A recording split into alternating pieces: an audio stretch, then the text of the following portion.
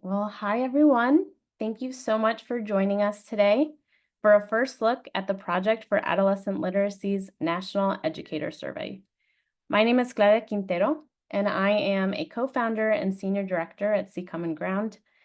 See Common Ground brings people together from across the country who are working on critical issues in education, including those most impacted, students, educators, and families, to identify common challenges and work on potential solutions together. We are so excited to support the Project for Adolescent Literacy, or PAL for short, along with the Barr Foundation that has made this work possible. We are excited to share a first look at the first phases of PAL's research to better understand the current landscape of adolescent literacy. We saw a wide range of folks interested in what educators have to say about the issues in adolescent literacy, and we're so glad you're all here today. In the chat, and I see some folks are already doing this, please take a moment to let us know who you are by sharing where you're joining us today from, your school or organization, and what brought you to this webinar today. Throughout today's webinar, please use the Q&A function to post any questions you may have. We'll try to get to as many as we can, time permitting. And with that, I'll pass it over to Christina Cover, the Project for Adolescent Literacy lead. Hi, everyone. Thank you so much for joining us today. My name is Christina, and I am a special education teacher and a literacy coordinator in the Bronx. And so, as Claudia shared, we have a lot to talk about, so much to talk about today. We're going to begin with background, some information on PAL's origin story and our plans. Then we're going to dive right into those educator survey findings, and in literacy and reading fashion, of course, we've decided to divide the findings into chapters. So we're going to talk about that, and then we're going to go into next steps and what we think the work can look like next. Here is our learning community, which really starts off with our steering committee. And so here's our steering committee. We're so excited to all be together, and we really are learning and growing as a collaborative. As I mentioned, I'm in the Bronx. We have educators here who are from all around the country. And I really think that's special because we've all been able to bring our own different perspectives to the work. And that's helped us tremendously in trying to learn more about what adolescent literacy looks like across the country. So you'll get to hear from all the steering committee members today, and then that larger learning community with all of us, we're going to be talking about later too. But these are the folks who have been driving the work thus far. And now, before we even go further, I want to also mention, of course, the problem we are working on. If you're on Twitter too much like I am, you know about this. If you're in the schools, you know about this. We know that we have struggling readers. And while there's been a lot of attention on the work that needs to be done to make changes in elementary school, like early literacy, we also know that there are struggles that students have with literacy when they're older. And so, of course, we have NAEP, the nation's report card that shows that 8th graders and 12th graders are struggling with reading. And so we really wanted to make sure that we're focusing on bringing this to light, particularly the struggles and challenges that older readers face. And we also want to make sure that it's educator led. And so I think that's what makes this project really special. A little bit more about PAL. Again, we started on Twitter. And if you're out there, I want to thank you. If you were part of those early Twitter conversations, this is an educator-led effort. We're focused on identifying and amplifying promising pathways to secondary literacy acceleration. And we really want to scale evidence-based solutions because we all believe that all secondary students can, should, and must read on grade level, regardless of low expectations or biases about literacy abilities of students. And so we really want to get an idea of what works across the country at the middle and high school levels, because there are unique dynamics that we have to consider there. And so we want to center teachers, and we also have guiding principles like transparency, equity, real talk, real action, acceleration. And we hope that you see this shining through in the webinar this evening or today. And now a little bit about our PAL project phases. Things really got started this past summer. Again, we were tweeting, messaging on Twitter, and then we convened with Seek Common Ground to help make our work more official. We began to develop that educator survey. We released it to the field. We hosted focus groups with 18 participants. I want to thank any participants who are on today. And then we analyzed the survey and our focus group results. That brings us to today's webinar. And then moving forward, we're in the process of scheduling empathy interviews to dive deeper and learn about specific contexts of adolescent literacy. We're commencing with that learning community, sending emails, trying to engage with folks. And then what'll happen next is really to be determined by all of you, the people who have joined us today for the learning community. And we want to work collaboratively to see what can be next for the project. Now, some information about that National Educator Survey.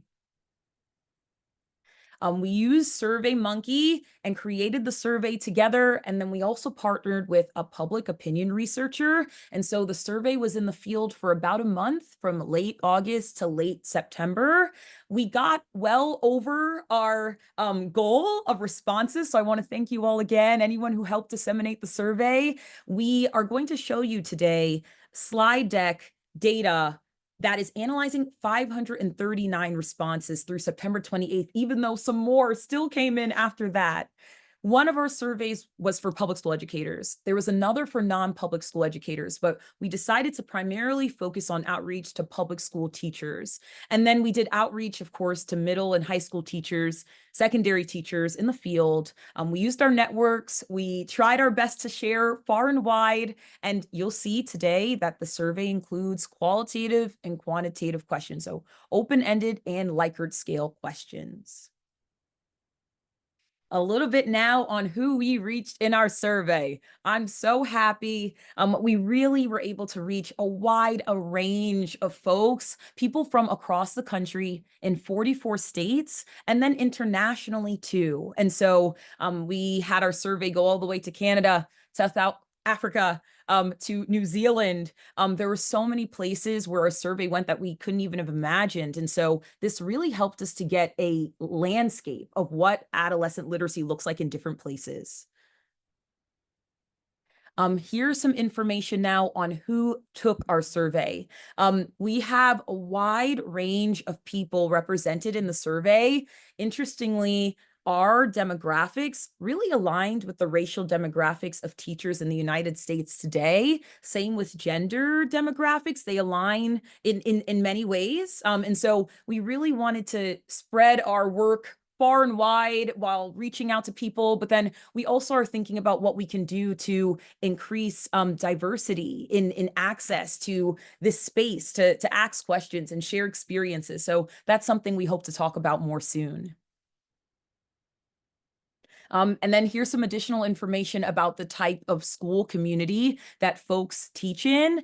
What's interesting in this is that we really wanted to recognize that people live in schools with multiple designations and people take on multiple roles. So you'll note that some of the questions allowed people to check off all that apply. And so some of these numbers don't add to 100% because of that, because we just wanted to acknowledge the many roles and the many dimensions of folks' schools and their work. But you'll see we heard from public school teachers, teachers in Title I schools, urban, suburban, rural schools, community schools, public charter schools. And then what's interesting too is a vast majority of our respondents have been teaching for over 16 years. So there's so much value and so much wisdom and knowledge represented in the survey results. And we're so thankful to everyone who shared their perspective with us for the survey. A little bit more on who took the survey. Again, we really wanted to reach out to 6th graders to 12th graders in terms of like students that teachers teach. And so we really focused on secondary. And then again, to the role, general education, reading specialists, interventionists, special ed teachers, teacher leaders, instructional coaches. We thought that that was important too, because all of these different roles and teachers on here have different perspectives on what adolescent literacy should look like, what it does look like. So we really have a lot here, and we ask people to pick the role that best captures what they do, knowing that people wear multiple hats in schools. And now with all of that background info, I'm so excited to pass it on to Kate Chris, who's going to take us through chapter 1 of our survey results. Hi, friends. Thank you, Christina. Hi, all. I am Kate. I am coming to you from Reno, Nevada today, and I'm going to take us through chapter 1 of our survey findings, really focusing on teacher classroom experience and the materials that they use. On this next slide, we can see that on questions 3, 4, and 5 really focused in on how, if teachers feel like they know what to do to support struggling students. And the question 4 was really about, do they have practices that help support struggling students? And then 5 is if they have materials that they feel like support struggling students. And by and large, the teachers in our survey do feel like they know what to do and they have materials to support that knowing.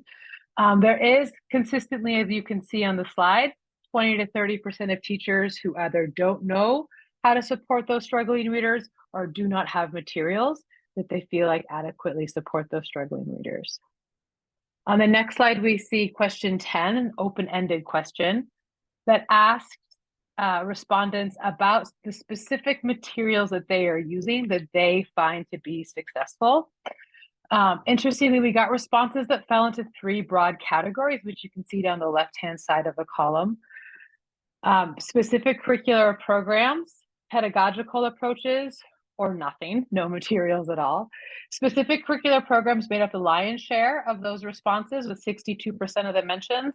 However, there is a huge number of curricula and programs in those mentions. We had 124 different specific curricula, and they really ranged across a really wide variety of types of programs and quality of programs. Similarly, so in pedagogical approaches, there were 60 different mentions within these responses and a lot of different types of things that teachers are using. One question that we had was we had 279 responses in total to this question. So we were really curious. While 23 folks did say, like, I don't know what to do and I have nothing that works, we're really curious about the folks that didn't respond to this question. Are they also in this, like, oh, I don't have anything category? Or is there another reason they didn't respond? On the next slide, you'll see sort of the opposite of question 10. We asked teachers what materials, curriculum, or training that they wish they had. And we can see here on the slide the top 5 categories from what teachers wish they had. And they far and away, the winners are sort of know better to do better. And what we see here is teachers want training, they want professional development, and then they want also alongside of that, instructional materials, curriculum, staff, coaches. They want to both know what to do, and then they want to be able to enact that in the classroom. On the next slide, we see a question that really asks teachers. So, we've been asking them if they feel successful and what they use with that success. And now we wanted to know how they knew that it was successful. So how did they measure that success? And teachers reported with a really wide range of measurement types. We had 282 respondents who answered this question, and they provided a total of 473 different methods. We grouped those methods into the categories you can see on the slide: classroom assessments and anecdotal evidence, which were really teacher-created methods, normed assessments, unspecified methods, and informal diagnostics. What is really noticeable is that the majority of the measurements mentioned are teacher designed. They're very anecdotal and they're very specific to individual teachers and classrooms. So across the country, secondary teachers we surveyed are using work samples or conversations with colleagues, so on and so forth, to measure the success of how their supports are supporting their students. And we really thought this question in conversation with question 10 was an interesting one. And another significant chunk of educators are using normed assessments, right? So we can see map testing and dibbles, really familiar, right? Normed assessments to most of us, or to many of us. And we were really curious about how teachers were using these. If you're a high school teacher, how is dibbles informing what you're doing? If you're using end of the year map data, how is that informing your instruction? So lots of questions for us here too. On the next slide, we have some more of those open-ended responses around question 12, around how respondents in our survey are measuring the success of working with struggling readers. I'm going to give you a minute to read through these, and I want you to notice what comes up for you as you read through these responses.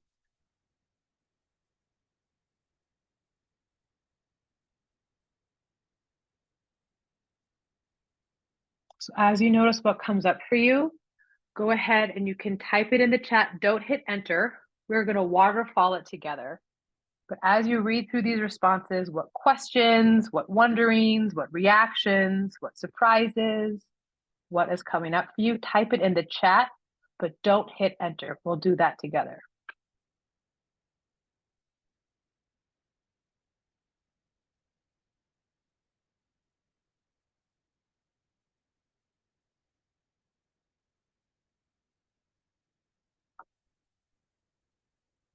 And let's go ahead and hit enter, and we'll see everyone's responses in the chat.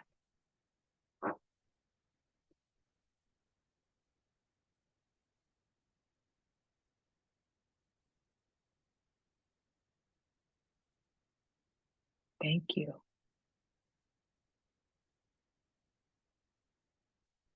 All right, and then on this last slide, I'm going to leave you with these two quotes from our focus group. And these two quotes really reflect a lot of what we heard from teachers around their classroom experience with students that are not yet reading at grade level. And to give you a moment to read through what these teachers had to say.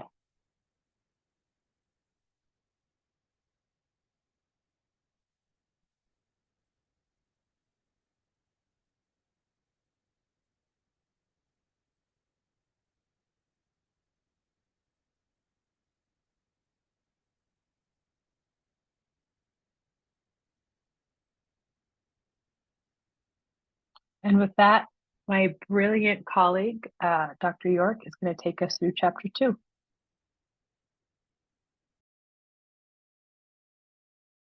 Hello, everyone. My name is Dr. Tanea York, and I'm going to take you through chapter 2. I am a high school leadership coach and a literacy advocate in the best city, Chicago. You better know. I want to start with the voices of teachers, the students who are struggling the most and have the most internalized self-talk to themselves, like, I'm no good. I can't read. I'm stupid. They bandied about it. They joke around about it.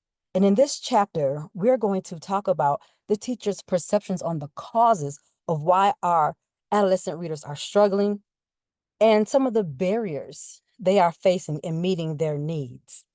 So if you can turn the page, we asked folks just in 1 or 2 sentences just to tell us, what do you think the main causes of why adolescents are struggling to read in your schools?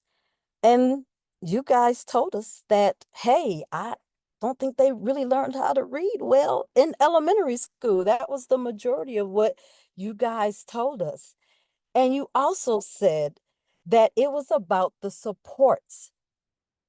They didn't get the familial supports or the interventions that they need, and that we weren't really quite doing what we needed to do for our children who have learning differences. The fifth top response was around this culture of reading, that it's a weak culture, right? Like, I have students who aren't reading as much as they used to, right? By choice, like for pleasure. So they're not practicing this reading. Some students, they're not even reading whole books anymore. So all of these were what you guys believe were the top 5 reasons why students were struggling. If we turn the page, you're going to see some more reasons that you guys listed as to why you think adolescents are struggling to read. So take a second and look through the next set of our top responses.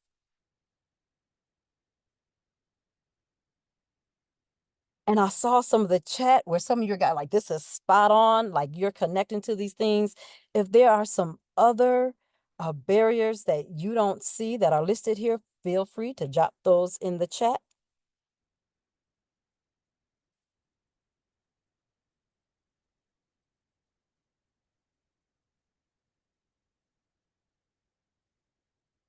And as we turn the page now, we shared a little bit about why we think some of our babies are struggling to read as adolescents. We needed to know from teachers who are doing the work, who are closest to the problem, what are the barriers that you're facing and trying to support them. And the biggest thing you guys said, it is time. That there are some things like Kate pointed out, hey, that we have materials that we use, but we don't have the time to do what we need to do. And that's also linked to like scheduling. We don't have a course that's available to really intervene in the lives of these children. We have these large class sizes, and we have a lot of babies who need our support. Like I physically can't get to them all. You guys also mentioned barriers of resources and that we're not getting the professional development that we need. So again, linked to what Kate shared, what you guys wish you had, professional learning, a time. And I promise you guys, if I could buy time for you, create time, I absolutely would. But that is the biggest barrier that you guys are facing in the classrooms. And so before we close out this chapter, if you could just think about these top 5 reasons, and if there is any that really connect with you, or if there's another one, again, put it in the chat. But of these, you can use the react button with a heart, like, yep, this is what I'm facing. Yep, this is what my friend is facing. You can use a heart, you can use a clap, but let us know that, yeah, yep, these are the major barriers. Thank you for that. And in closing out this chapter, we want to leave you with these quotes that highlight the collective of our educators' voices when it comes to these barriers that we're facing in the classrooms and when it comes to why we think that our adolescent readers are struggling so much.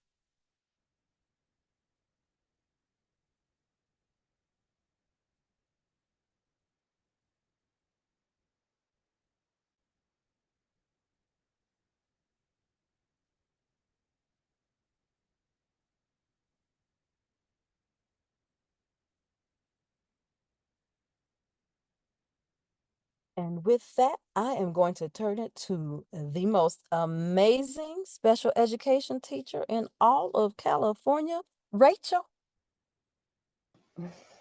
Thank you, Dr. York. Welcome, everyone. Good afternoon or good evening, wherever you are. My name is Rachel Monander. I'm a special education teacher with a focus on literacy intervention at Berkeley High School in Northern California. This chapter will provide an overview of our survey results that address school and community support. So one of PAL's guiding lights is to uncover and amplify what works in the field of adolescent literacy according to our educators. This quote from one respondent in our survey captures the sentiment beautifully. A school-wide approach and recognition that all teachers are reading teachers.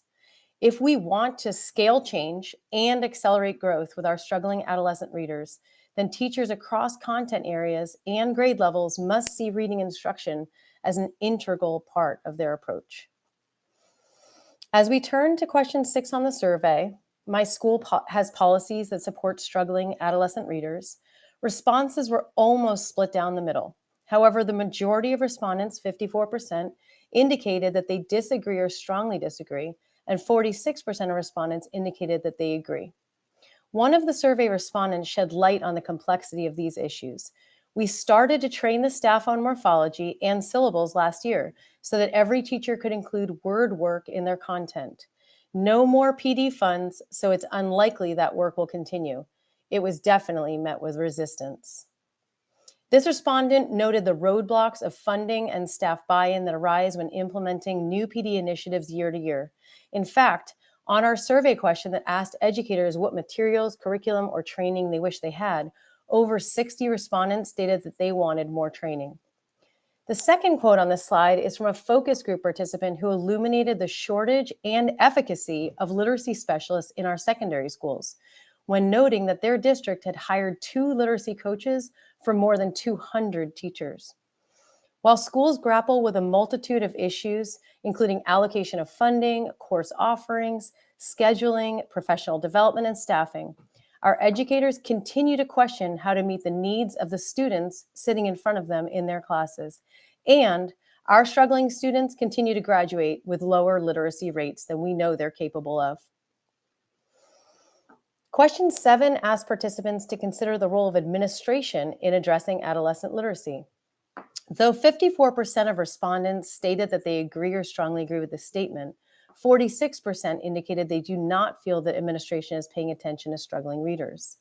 Our open-ended survey responses highlight the way in which administrative support, or quote, paying attention, varies widely across schools and districts. As we know very well, teachers often meet the needs of our students in the absence of support from admin. One respondent shared that they are now teaching a literacy intervention class during their lunch break. This resonates. A focus group participant named the lack of a school-wide approach. I would say that pockets of teachers and administrators have that sense of urgency. Many respondents indicated that they are sounding the alarms based on their experience day in and day out in the classroom and yearning for admin support. One shared, we're trying to convince our school and our district leadership that this is an issue, but we're really struggling with how to communicate that. Again, when we consider the question of how to ignite large-scale and long-term growth in adolescent literacy outcomes, administrative leadership and support is an integral part of the equation. In the following survey question, 72% of respondents agreed or strongly agreed with the statement, there are other educators at my school who help me support students in my classes who are struggling adolescent readers, whereas 29% of respondents disagreed. A notable theme that came up repeatedly was the idea that pairing teacher knowledge of how to support struggling readers with literacy data for their students yielded a positive impact on student growth across content areas. One focus group participant shared, spreading the word to gen ed teachers and collaborating with them has been really powerful because you're starting to plant seeds around the school and then collaborating with my class with these students that are reading behind level. You might not realize this, but they're at a 3rd grade level and they're sitting in a 9th grade biology class. The last survey question in this section asked respondents to indicate if struggling readers at their school receive help from an educator knowledgeable about literacy skills. 65% of respondents agreed or strongly agreed with this statement, and 35% disagreed. This data is reflected in our focus groups and open survey responses, where educators repeatedly indicated that they need more training to gain knowledge about adolescent literacy and staffing, such as coaches and reading specialists, to effectively meet the needs of our readers in our classes. One survey respondent identifies what works. More than curriculum materials, what I have found effective is infusing literacy strategies in content area classes. This requires providing support and training for our teachers. Leadership needs to be on board.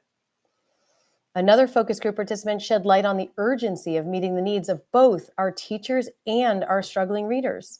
That's been a huge struggle and challenge for us to get our intermediate teachers to understand how to go about scaffolding and accelerating growth. It's not just about the typical average growth. These kids are running out of time in those upper grades, and so accelerating their growth is a piece we still haven't figured out. On this last slide, I'll ask us all to take a moment to read over the quotes from our survey and focus group participants that add depth and life to the data that we just reviewed. Feel free to type a comment into the chat to share any thoughts or reactions that are coming up for you. One of our focus group participants illuminates the complexity of addressing adolescent literacy across subject areas. They observed, if you talk to the teachers in our building, I think the academic concerns would be lack of completion of work outside the classroom. If you peel back the layers, I think there might be an issue with them being able to access the material at grade level because of lack of background knowledge, lack of vocabulary, and then honestly, just the lack of being able to decode multisyllabic words. This educator, like so many others, has identified the intricacies of addressing literacy skill development at the secondary level. They pinpoint the role that adolescent literacy plays in perpetuating inequities that persist in our educational outcomes. I want to thank you for taking the time to be here with us tonight. I will now pass it on to my fellow inspiring PAL steering partner and educator, Julie Bersher-Brown. Thank you. Thank you so much, Rachel. I'm Julie Brown. I'm an educator at Mountain View Supervisory Union in Woodstock, Vermont. I'm going to discuss 2 final survey questions, and I invite you to continue sharing your incredible connections in the chat to share with your fellow attendees. In addition to specific questions on policies, leadership, and teacher knowledge, we asked this very intentionally open-ended question. Our intent was to explore to what degree teachers' concerns reflected our concerns and understandings, or if other issues we had not considered were top of mind. Response analysis revealed 3 main patterns, and if you resonate with these, you can go ahead and add some reactions or comments in the chat. A third of teachers reported a need for better preparation and systems, greater funding, and more appropriate curricular materials. One respondent stated plainly, the standard of teaching teachers at the university level needs to improve. 26 of responses expressed frustration, discouragement, and the need for help. Lack of time and a sense of overwhelm by the scope of the problem were common refrains.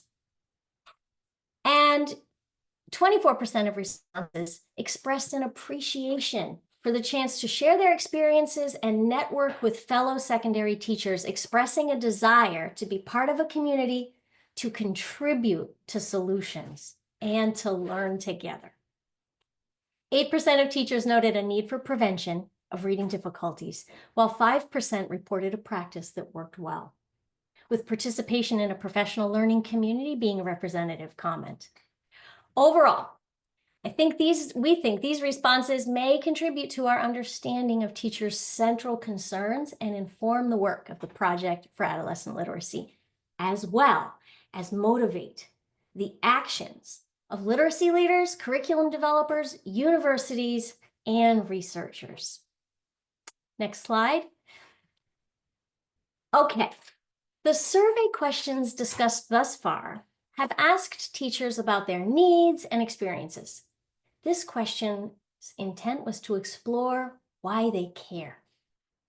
The most frequent responses reflected an appreciation for literacy's impact on life outcomes as a gateway to a successful life.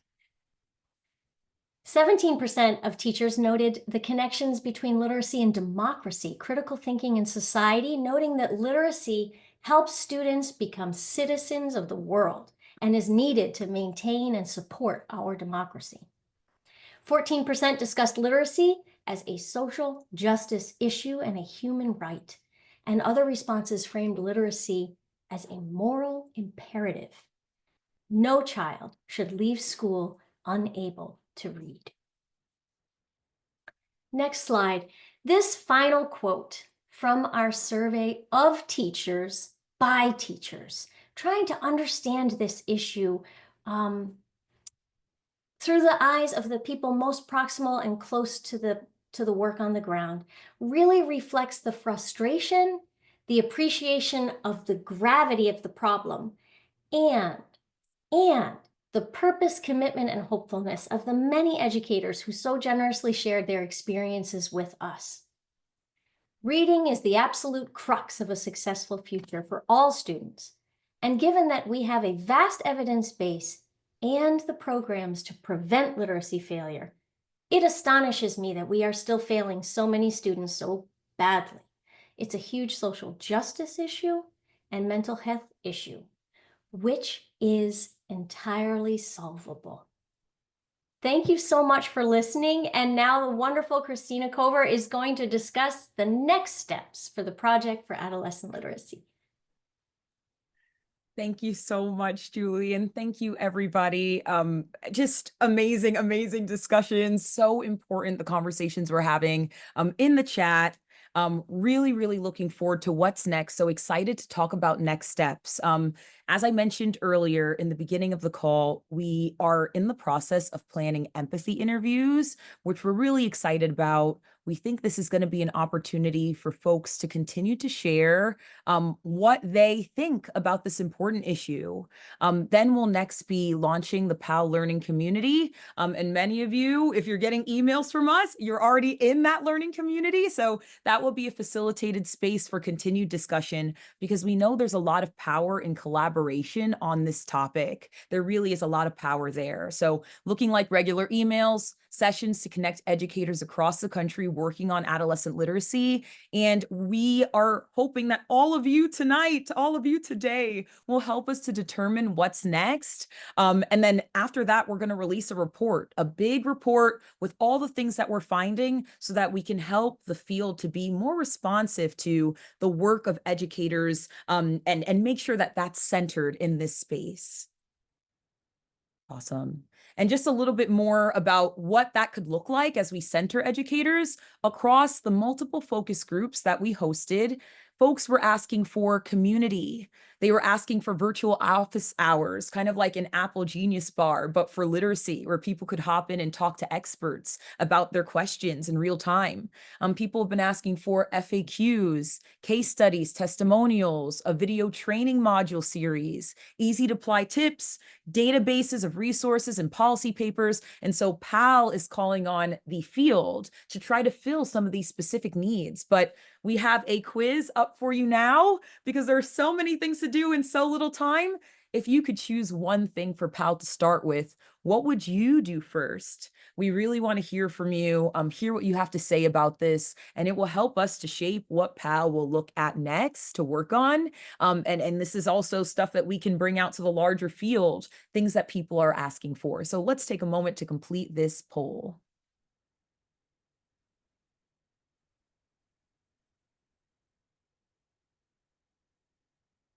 Get those votes in. Get those votes in.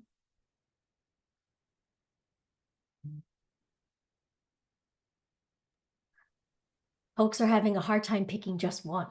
It's got to be, it's very difficult. You wouldn't it's tough, but if it was just one, what do you think would be the most high leverage?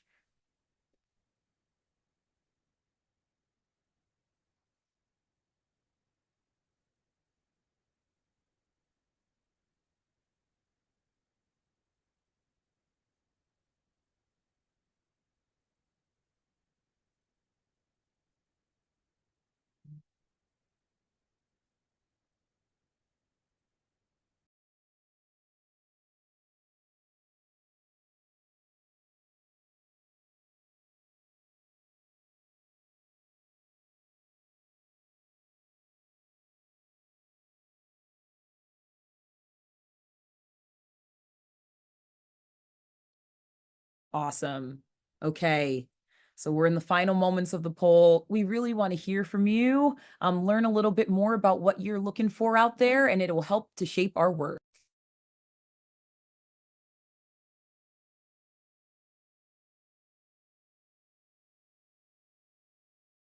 Great. Awesome. Okay, it's really, really great to get all of this. It looks like we have educator community in the lead. That's great because I love a good group chat. That's how this all got started. We love a group chat here. So it looks like that's in the lead. Also interest in video. We got that a lot in this work. Video, video, video. what works. We know that there are really great, resources out there already around video training modules and views of inside classroom, more of that, and then easy to apply tips that can be integrated without overwhelming the teaching schedule. So that's really, really helpful. And thank you for those top picks. I also will be sharing a one-pager, dropping that in the chat shortly. That is an overview of all of this. We'll be sending you all the slides, and we're going to have a follow-up email too with all these materials. All right, and now we're here for a Q&A. We have a bunch of questions, so we're going to pass it back to the Seek Common Ground team for questions, and we're here to answer as many as we can. Wonderful. Thank you all so much for the presentation. I'm going to see if I can get to the Q&A here. And I see a lot of the questions have already been answered, and I'll just start by reiterating that we will be sharing the slide deck, the recording of this session, and we will also post this on our website, so it'll be easy to access, or if you know of somebody who was hoping to join today and couldn't join live or register, we'll have it on our website as well. And Christina shared a one-pager that links to the different chapters of today's session as well. I'm seeing one question here about, is there a Facebook group for PAL? It's actually funny you mentioned that. That was a suggestion that was offered to us in thinking about different digital spaces. So that's what Christina was referring to a little bit earlier about digital spaces. I think that's one thing that, especially if you are interested in being a part of the learning community, if you reach out to pal@seekcommonground.org, we'll add you to the mailing list. And so we're hoping to have some of these other logistical questions too about the learning community itself. So that just wanted to answer that question quickly. And I see Kate is responding to the other question here in the chat. I see Simon has his hand up. I don't know if Simon, you wanted to ask a question through the Q&A, but otherwise I might be able, oh, it disappeared. Let's see. Maybe his question was already answered.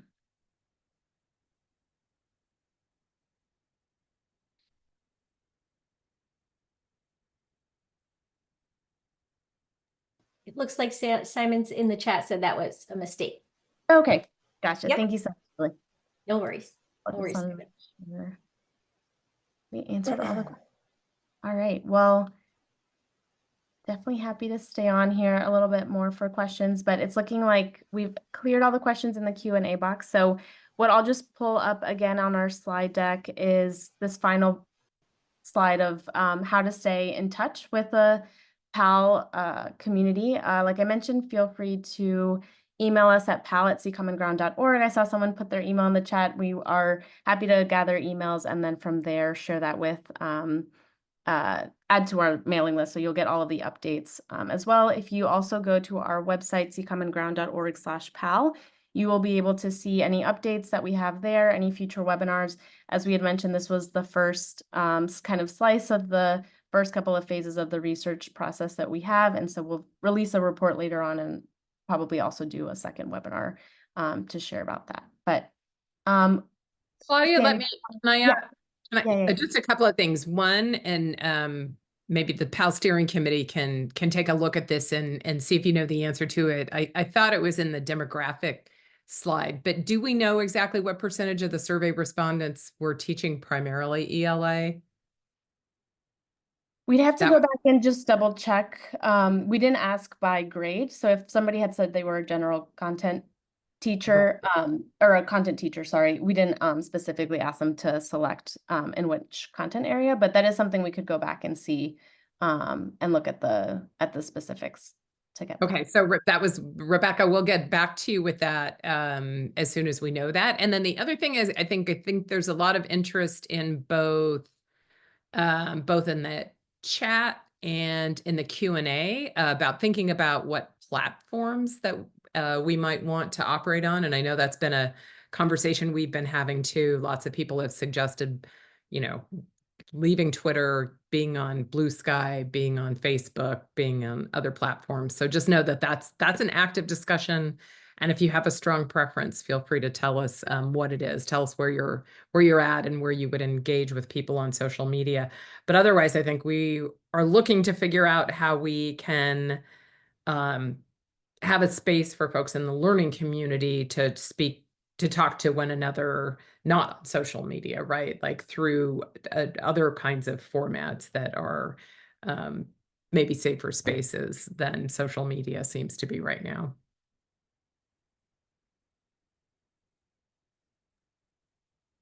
Wonderful. Thank you so much, Sandy. And we are really excited that you all were here to join us today. I really just want to also name that email, it really is us. We really do check it. Christina's on it and responding. So it's not a black hole email. We really will get back to you and add you and include you on this journey. So thank you all for being here. If you have any other questions too, feel free to reach out. And just wanted to thank all of the steering committee members for bringing this group together, really conducting this really impressive work, and just so excited to bring you all along on this journey. So thank you again for joining us, and we'll be back in touch soon.